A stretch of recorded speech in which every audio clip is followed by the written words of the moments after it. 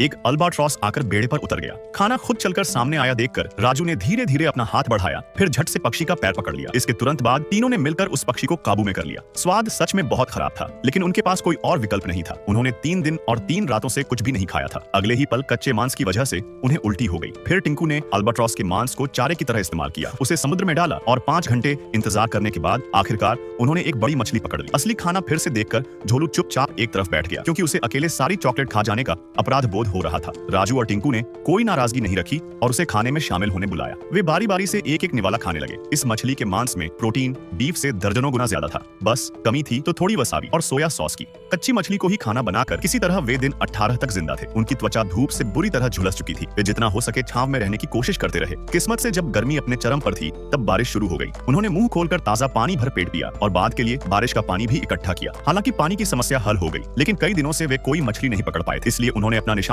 एक शार्क पर लगाया। राजू ने मौका देखा, शार्क की पूंछ पकड़ी और जोर से खींचा। फिर तीनों ने मिलकर शार्क को घसीटकर बेड़े पर खींच लिया।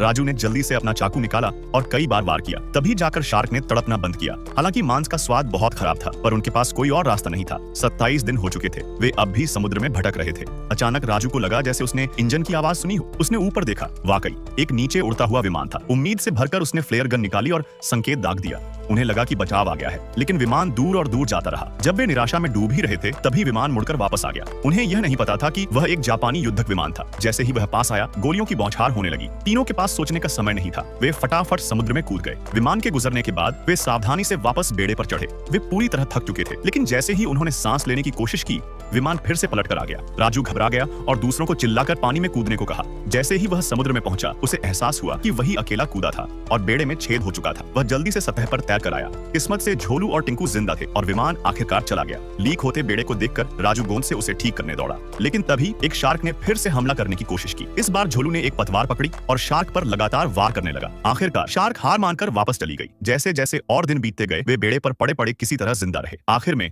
झोलू और सह नहीं पाया और उसकी सांसें थम गईं। टूटे दिल के साथ राजू और टिंकू के पास उसे समुद्र को सौंपने के सिवा कोई रास्ता नहीं था।